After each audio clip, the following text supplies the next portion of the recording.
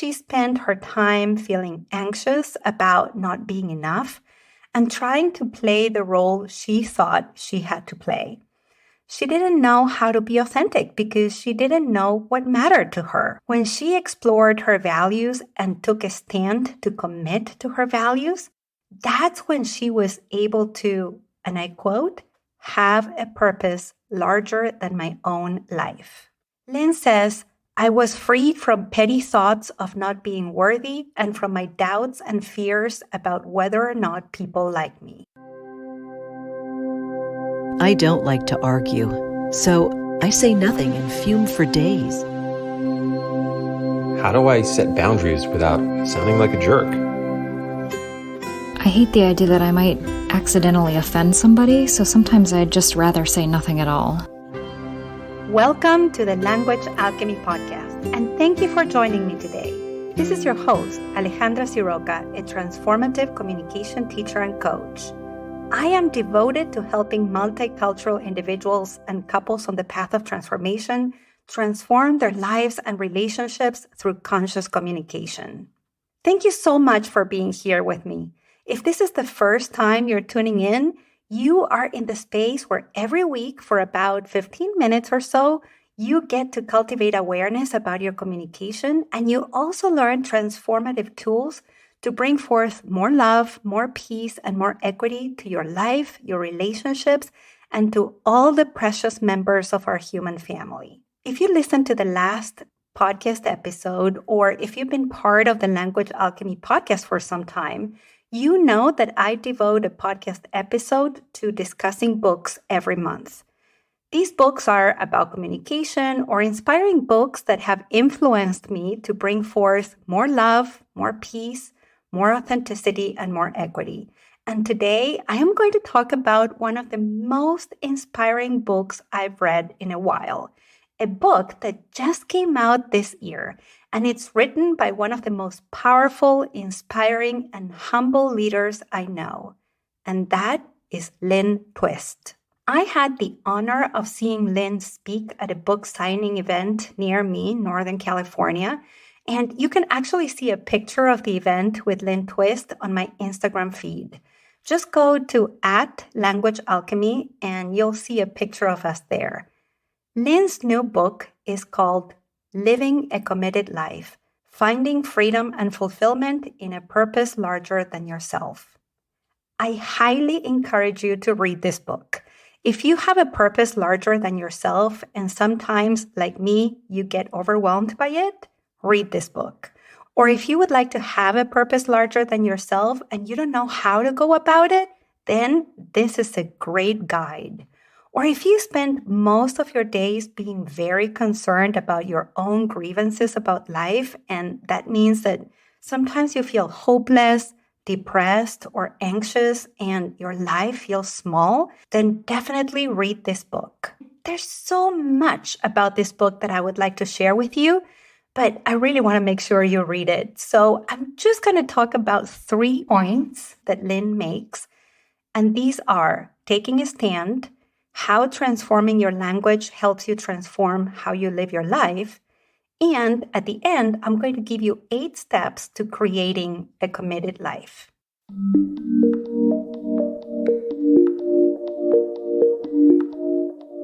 Let's begin by talking about taking a stand to live a committed life. Lynne invites you to understand your values. I know we've been talking a lot about values during the last few episodes of the Language Alchemy podcast, and Lynne writes about how we can't actually take a stand if we are not clear about what our values are. She shares a lot about her own journey when at the beginning of her marriage, her husband was earning a big salary and she didn't really know much about her values. And so she spent her time feeling anxious about not being enough and trying to play the role she thought she had to play. She didn't know how to be authentic because she didn't know what mattered to her. When she explored her values and took a stand to commit to her values, that's when she was able to, and I quote, have a purpose larger than my own life. Lynne says, I was freed from petty thoughts of not being worthy and from my doubts and fears about whether or not people like me. Commitment is something that takes you out of yourself and into the realm of service. Throughout the book, there are so many inspiring stories of people around the world who are living committed lives. People who come from different backgrounds, they have different ages, levels of ability, different circumstances. And in all these stories, you read about the values that these change makers, these people who are living a committed life, are having. And through the stories, Lynne reminds us that we are living at a time in history when all of us are needed, which, by the way, is something you've heard me say a lot during the Language Alchemy podcast episodes.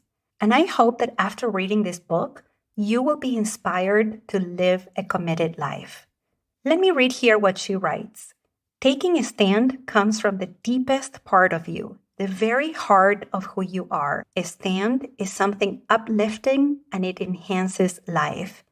It's usually for something rather than against something. Once you take a stand because you know what your values are, you can commit your life to what you stand for. And by the way, if you think that what you stand for is too big to commit to, well, let me share what Lynne's commitments are. She writes, I have so far 5 major commitments in my life. Ending world hunger, the Amazon rainforest, changing the dream of the modern world, transforming how people relate to money, and empowering women to take their rightful place in what I call the Sophia century. Wow, huge commitments, right?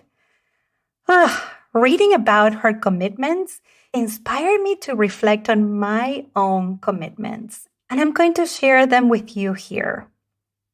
My commitments are, number 1, to bring forth more love, more peace, more compassion, and more equity through conscious communication. Number 2, to wake up to my essence nature and decrease the unnecessary suffering for all members of our human family. Number 3, to show that deep connection, healing, and meaningful relationships are possible with people who have a very different view of the world than ourselves. 4, to humbly be of service to the next step in our human evolution as we use a language that can create relationships, families, communities, and a world where we all matter and we all deserve the same love, worth, and possibilities. And number 5, to keep learning about the ways in which I am perpetuating harm to our human family and our planet and make the changes I need to make. I feel very tender in my heart sharing those 5 commitments with you. And I'd like to know, how about you? What are your commitments? What would you like to commit to? What do you stand for?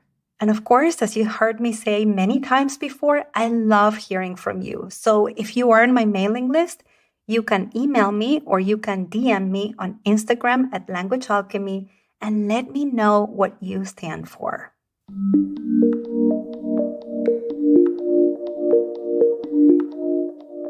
And now let's talk about the second point about Lynne's book.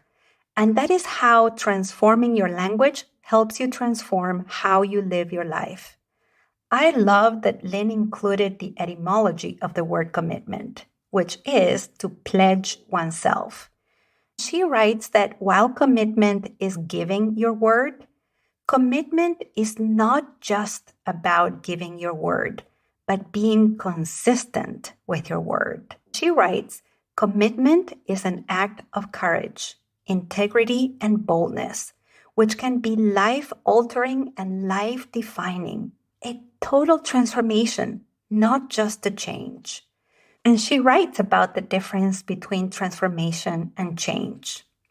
She says that when you set out to make a change in the world, you are responding and reacting to what currently exists. So your goal is to make it less, to make it more, to make it different or better. Transformation, however, creates something anew. She gives us the example of the transformation a caterpillar goes through to become a butterfly, and she points out how these two creatures have forms that are so different. The butterfly is not more caterpillar. The butterfly has a completely new form. This resonated with me so much because if you've been following me for a while, you know that I don't talk about being a better communicator, or I don't use words like better communication or that we need to improve our communication. You've heard me talk about authentic communication, skillful or conscious communication. And that is what happens when you are able to understand how your communication is a product of all the layers of your conditioning. When you are able to connect to your values, to have a vision of the kind of life and relationships you would like to have, and the kind of contribution that you would like to make to our human family. And then you need to learn new communication skills that express your values and your vision. And that is when you are able to communicate authentically, skillfully, consciously. And when you do that, when you go through that entire process, your communication is completely transformed. That's why I talk about transformative communication, and I don't talk about just better communication or effective communication. In Lynne's words, transformation completes the past, makes sense of the present, and generates a future that blossoms out of what is so now. It is respectful rather than critical. It affirms rather than denies. It enhances rather than takes away from. It includes rather than excludes. And for that transformation to occur, we need to transform the context. Lynne writes that we transform the context when we transform our language. She writes about the power of language and helps us think that even one word has the power to shift everything.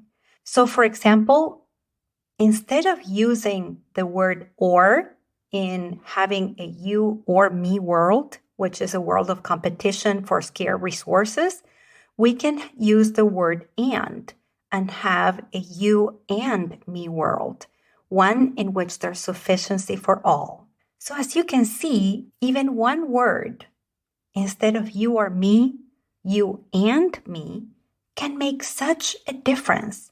It can transform the context.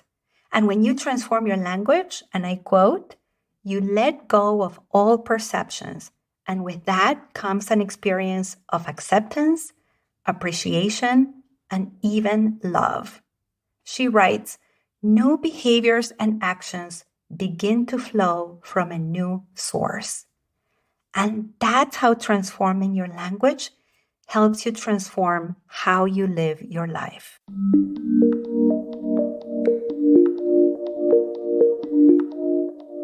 Now, how do you create a committed life in general? Lynne says that to live a committed life, and I quote, you need an ecosystem of support, including new mindsets and new skills, as well as an understanding of your role as an evolutionary activist. Oh, and let me tell you, when I read these two words, evolutionary activist, my soul was on fire. She gave me the words to describe language alchemy. Yes, language alchemy is evolutionary activism. I'm going to say that again. Language alchemy is evolutionary activism. I know that I will devote a podcast episode or maybe many podcast episodes to this topic. But now let's move on to the 8 steps to creating a committed life. And these are, number 1, discover what you stand for. Know your values. Listen to the call of what has always been alive in you. To share a quick example, I know that language and communication was my call. And I have known this call since I was 5 years old. So listen to the call of what has always been alive in you. Number 2, dream big. You've heard about Lynne's commitments and you've heard about my commitments as well. So dream big. These commitments are beyond us. So your commitments will be beyond you.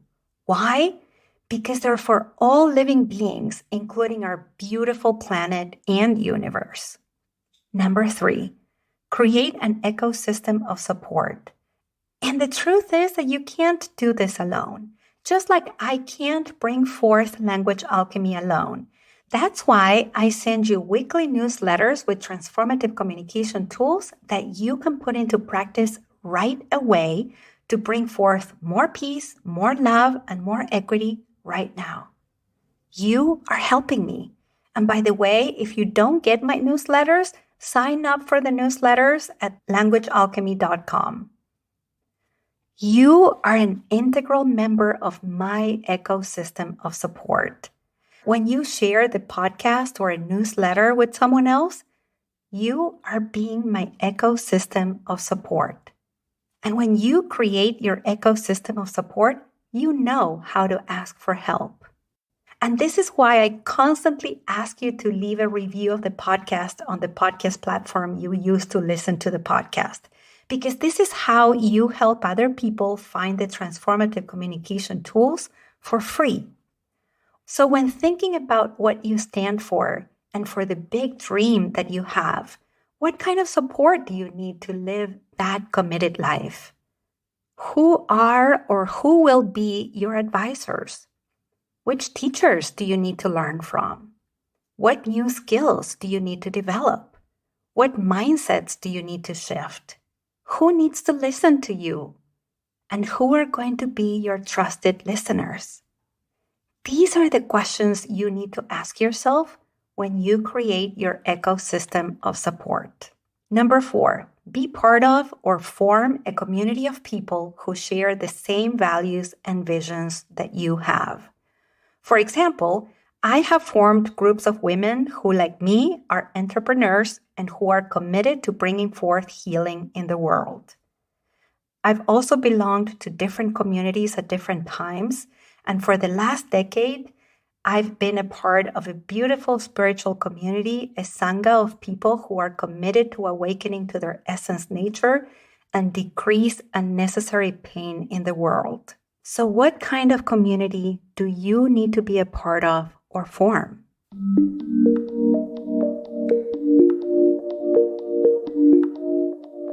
Number 5, connect to spirit. From Lynne's perspective, that means connecting to your source and learning to listen to the way your source, your heart, your soul, the universe, your essence nature, or however you call it, speaks to you. And this includes having rituals. Lynne shared that before she starts a coaching session with one of her clients, she has a little statue of Yoda and she rubs Yoda's head to tap into her own wisdom. I have a ritual too.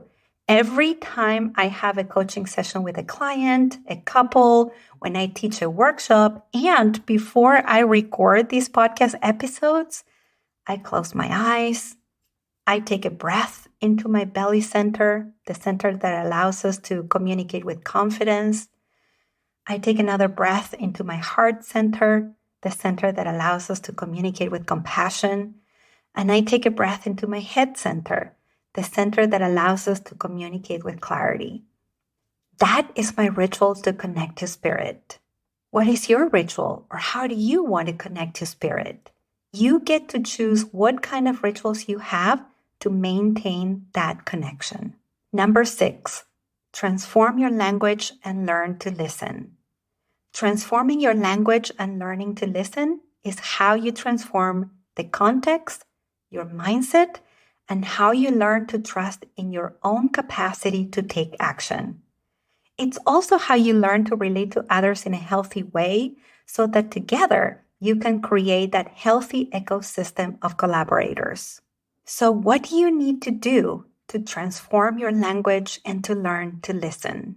Well, I have several ideas about this, and you can start by listening to the podcast, going to the website languagealchemy.com or taking my 8-week online course, Choosing True Connection, Learning to Listen Without Losing Your Cool, Taking It Personally, or Giving Up Who You Are, that I teach in the fall. Number 7, acknowledge your progress and practice gratitude.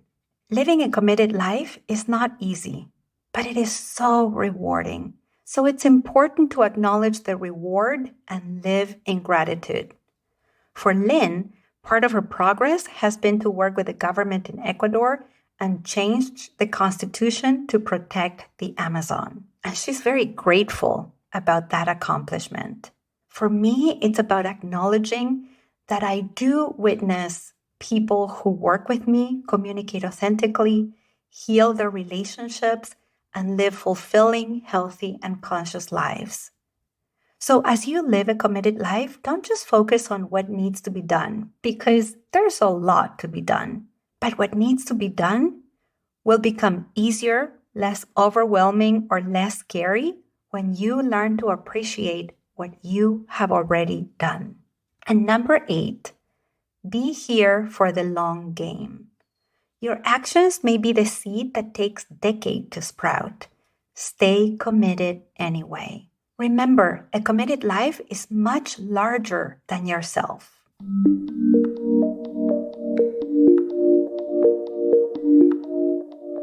And now let's recap what you've heard in this episode.